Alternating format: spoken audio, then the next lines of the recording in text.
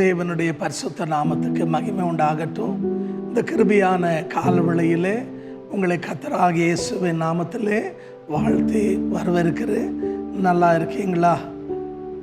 கர்த்தர் உங்களோடு இருந்து உங்களுக்கு வழி நடத்தி காப்பாராக. என்னோடு கூட 2 நாளாகமத்தின் புத்தகம் 20ஆம் அதிகாரம் தேவ மகிமைக்காக 12ஆம் வசனத்தை வாசித்து பாருங்க. இங்கே யோசேபாத்தினுடைய ஒரு ஜபத்தை நாம் பார்க்கிறோம். நீங்கள் 20ஆம் அதிகாரம் முதல் வசனத்தில் வாசிச்சிங்கன்னா, யோசேபாத்துக்கு விரோதமாக மோவாபியர்களும் அம்மோனியர்களும் கிழக்கத்து புத்திரர்கள் 3 ராஜாக்களும் 3 சேனையும் 3 தேசமும் ஒன்றாய் அவருக்கு விரோதமாய் யுத்தத்துக்கு வருகிறார்கள். அன்பான சகோதரனே சகோதரியே, அவர்கள் வந்தவுடனே யோசேபாத் என்ன பண்ணாருன்னா, மாம்சத்தில் உலகத்தானை போல, என்னங்க உலகத்தில் சொல்ல நீயா நானவா ஒரு கை பார்க்கலான்னு வாங்கல, அதை போல் அவர் மாம்சத்தில் அவர் செயல்படவில்லை. அவர் என்ன பண்ணாருன்னா, நீங்கள் 2-3 வசனம் அதே அதிகாரத்தில் தேவ மகிமைக்காக வாசித்து பாருங்க. அவர் என்ன பண்ணாருன்னா, பிரியமல்ல யூதாவிலும் எருசலேமிலும் அவர் உபவாச நாளை நிர்ணயித்து ஜனங்களை ஜபிக்க வைத்தார். அன்பான சகோதரனே சகோதரியே, அவளுக்கு விரோதமாக சத்துருக்கள் வரும்போது இவர் என்ன பண்ண ஆரம்பித்தாரா, உபவாசம் பண்ணி ஜபம் பண்ண ஆரம்பித்தார். காரணம் என்னன்னா, அன்பான தேவ ஜனமே, மத்தேயு 19ஆம் அதிகாரம் 26ஆம் வசனம் சொல்லுது, மனுஷனால் ஆகாதது தேவனாலே ஆகும் என்று சொல்லி. யோசேபாத்துக்கு அன்பான தேவ ஜனமே, இராணுவம் இருந்தாலும் பட வீரர்கள் இருந்தாலும் சேனைகள் இருந்தாலும் அவர் அதை சார்ந்து கொள்ளவில்லை. காரணம் என்னன்னா, 118ஆம் சங்கீதம் 6-8 வசனங்களை வாசித்து பாருங்க. மனுஷன் மேல் நம்பிக்கை வைப்பது விருதா என்று வேதம் சொல்லுது, பிரபுக்கள் மேல் நம்பிக்கை வைப்பது விருதா என்று சொல்லுது. அப்போது யோசேபாத்து மனுஷனையும் நம்பலை, பிரபுக்களையும் நம்பவில்லை. காரணம் என்ன அப்படின்னு கேட்டிங்கன்னா, யோசேபாத்தினுடைய வாழ்க்கையில் அன்பான தேவ ஜனமே, எது என்னால் செய்ய முடியலையோ அது தேவனால் செய்ய முடியும் என்று சொல்லி அவர் என்ன பண்ணாருங்க, விசுவாசித்தார். ஆகையால் தான் அவர் என்ன பண்ணாருன்னா, தன்னுடைய அறிவையோ தன்னுடைய திறமையோ தன்னுடைய சாமர்த்தியத்தை அவர் சார்ந்து கொள்ளவில்லை. அவர் யாரை சார்ந்து கொண்டாருன்னா, முழுக்க கர்த்தரை சார்ந்து கொண்டார். காரணம் என்னென்னா, நீங்கள் வேதத்தில் தேவ மகிமைக்காக நீங்கள் வாசித்து பாருங்கள். அன்பான சகோதரனே சகோதரியே, கர்த்தருடைய வார்த்தை மிகவும் அழகாக தெளிவாக சொல்லப்படுகிறது. ஆண்டவராகிய தேவன் அன்பான தேவ ஜன்ம நீதிமொழிகளை சொல்லும்போது ரொம்ப அழகாக தெளிவாக சொல்கிறாரு. யுத்த நாளுக்காக குதிரைகள் ஆயத்தமாக இருக்கும், ஜெயமோ கர்த்தராலே வரும் என்று சொல்லி நீதிமொழிகளின் புத்தகம் 21ஆம் அதிகாரம் 31ஆம் வசனம் சொல்லுது. யுத்த நாளுக்காக குதிரைகள் ஆயத்தமாக இருக்கும், ஆனால் ஜெயம் கர்த்தராலே வரும். ஆகையால் அவர் குதிரையை நம்பலை, தேவனை நம்பினார். காரணம் என்னென்னா, சங்கீதங்களின் புத்தகம் 20ஆம் அதிகாரம் 7-8 வசனங்களை வாசித்து பாருங்க. சிலர் ரதங்களை குறித்தும் சிலர் குதிரைகளை குறித்து மேன்மை பாராட்டுவார்கள், அவங்க விழுந்து முறிந்து போவார்கள், ஆனால் கர்த்தரை நம்புகிறவங்களோ விழுந்தாலும் எழுந்து நிற்பார்கள் என்று சொல்லி.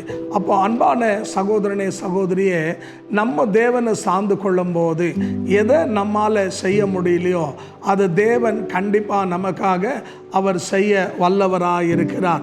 ஆகையால் இந்த காலையில் சமீபத்திலும் தூரத்திலும் இந்த வார்த்தை கவனிக்கிற அன்பு சகோதரனே சகோதரியே, உங்களுக்கு விரோதமாக ஒருவேளை நீங்கள் வேலை செய்கிற ஸ்தலத்தில் இருக்கலாம், நீங்கள் வாசம் பண்ணுற இடத்துல இருக்கலாம், இல்லை உங்களோட வியாபாரத்தில் இருக்கலாம், உங்களோட ஊழியத்தில் இருக்கலாம், உங்களுக்கு விரோதமாக பலர் எழும்பலாம். நீங்கள் கவலையப்படாதீங்க. காரணம் என்ன அப்படின்னு கேட்டிங்கன்னா, வேதம் சொல்லுது, அன்பான தேவ ஜனமே, 1 யோவான் 4ஆம் அதிகாரம் 4ஆம் வசனத்தை வாசிச்சிங்கன்னா, உலகத்தில் இருக்கிறவனை காட்டிலும் நமக்குள்ளே இருக்கிறவர் பெரியவர்.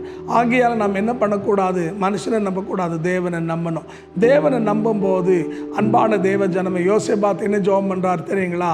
நீங்கள் இந்த 2 நாளாகமோ 20ஆம் அதிகாரம் 12ஆம் வசனம் வாசிச்சு பாருங்கள்.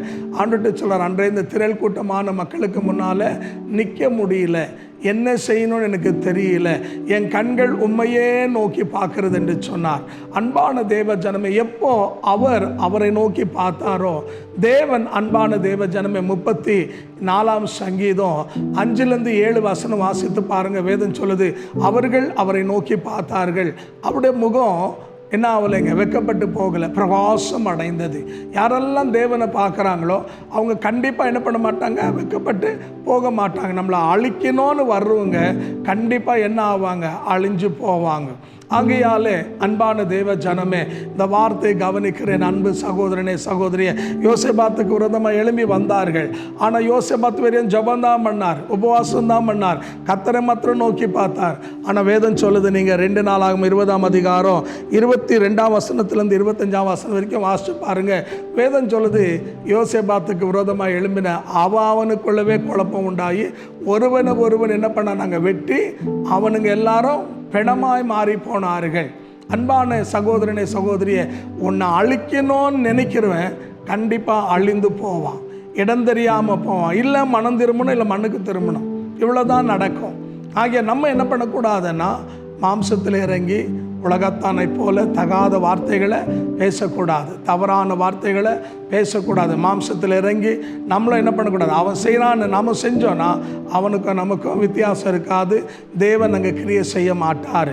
ஆகையால் இந்த வார்த்தையை கேட்குற அன்பு சகோதரனே சகோதரிய, ஏன்னா மனுஷன் அடித்தா தப்பித்து கொள்ளுவான், ஆனால் தேவன் அடித்தாருன்னா தப்பித்து கொள்ளவே முடியாது. ஆகையால் தான் எபிரியர் 10:31 சொல்லுது, ஜீவனுள்ள தேவனுடைய கையில் விழுகிறது மகா பயங்கரம். அவர் கையில் விழுறது ரொம்ப பயங்கரம். ஆகையால் அன்பான தேவ ஜனமே, நீங்கள் சத்துருக்களை கண்டு பயப்படாதீங்க. நீங்கள் என்ன செய்யுங்க, ஜெபம் பண்ணுங்க, கர்த்தர் உங்களுக்காக யுத்தம் பண்ணுவார். ரோமர் 8:31 சொல்லுது, தேவன் நம் பட்சமாக இருந்தால் நமக்கு விரோதமாக எழும்புறவன் யாரு? அப்போ அன்பான தேவ ஜனமே, உபாகம் 28:6-8 வசனம் வாசி பாருங்க. ஒரு வழியாக வர்ற சத்ரு 7 வழியாக ஓடுவானா, அவன் உன்னை அழிக்கணும்னு வருவான், அவன் இடம் தெரியாமல் போயிடுவான். ஆகையால் நீங்கள் என்ன பண்ணுங்க, கர்த்தரை நம்புங்க, வசனத்தின்படி செயல்படுங்க, கர்த்தர் உங்களை ஆசீர்வதிப்பார். எத்தனை பேர் விசுவாசிக்கிறீங்க? கர்த்தர் நம்மோடு பேசினார் என்று இருக்கிற இடத்துல தலைகளை தாழ்த்தி கண்களை மூடி நாம் ஜெபிப்போமா? எங்களை கிருபையாய் நேசிக்கிற நல்ல ஆண்டவரே, இந்த கிருபையான காலவெளியில் சமீபத்திலும் தூரத்திலும் இந்த வார்த்தை கேட்டு ஒப்பு கொடுத்து ஏற்றுக்கொண்ட அன்பு தேவ ஜனங்களுக்காக ஜெபிக்கிறோம். தகப்பனே, அவளை பேர் பேரா பங்கு பங்கா வகை வகையா நீ தொட்டு ஆசீர்வதிங்க. அவருடைய குறைகளெல்லாம் தேவன் நிறைவாக்குங்க. எந்த இடத்துல வெட்கப்பட்டார்களோ, எந்த இடத்துல அவமானப்பட்டார்களோ, எந்த இடத்துல அற்பமாக எண்ணப்பட்டார்களோ, அதே இடத்துல அவள் தலை நிமிர்ந்திருக்க சத்துருக்களுக்கு முன்னால் தேவன் ஒரு பந்தி ஆயத்தப்படுத்துங்க, ஆசீர்வதிங்க. யோசேபாத்துக்காக யுத்தம் செய்தவ இந்த வார்த்தை கேட்டு ஒப்பு கொடுத்த ஒவ்வொரு பிள்ளைகளுக்காக நீர் யுத்தம் செய்யும், ஆசீர்வதியும், அற்புதங்களை செய்யும், தேவைகளை சந்தியும், பூரண சமாதானத்தை தாரும். இயேசுவின் நாமத்தில் பிதாவே, ஆமென். கர்த்தர் உங்களை ஆசீர்வதிப்பாராக. இந்த வேளையில் இன்னும் நீங்கள் ஆவிக்குரிய வாழ்க்கையில் வளரணும் அப்படின்னு நீங்கள் விரும்பினா, எங்களுடைய யூடியூப் சேனலில் எங்களுடைய தொலைபேசி எண் டிஸ்பிளே ஆகிறது. நீங்கள் எங்களை அணுகலாம். உங்களுக்கு ஜெப குறைப்பு இருந்தால் எங்களோட தொடர்பு கொள்ளலாம். அது மாத்திரமல்ல, இந்த மார்ச் மாதம் 19, 20, 21 3 நாட்களும் 33 ஆண்டுகள் முடிந்து 34வது ஆண்டிலே நாங்கள் ஆண்டு விழாவை கொண்டாட போகிறோம். ஆகிய 3 தேவ மனிதர்கள் எங்கள் நடுவில் தேவ வார்த்தையை பகிர்ந்து கொள்வார்கள். நீங்களும் உங்கள் நண்பர்களும் குடும்பமாக வாங்க. தேவன் உங்களை ஆசீர்வதிப்பார். ஆமென்.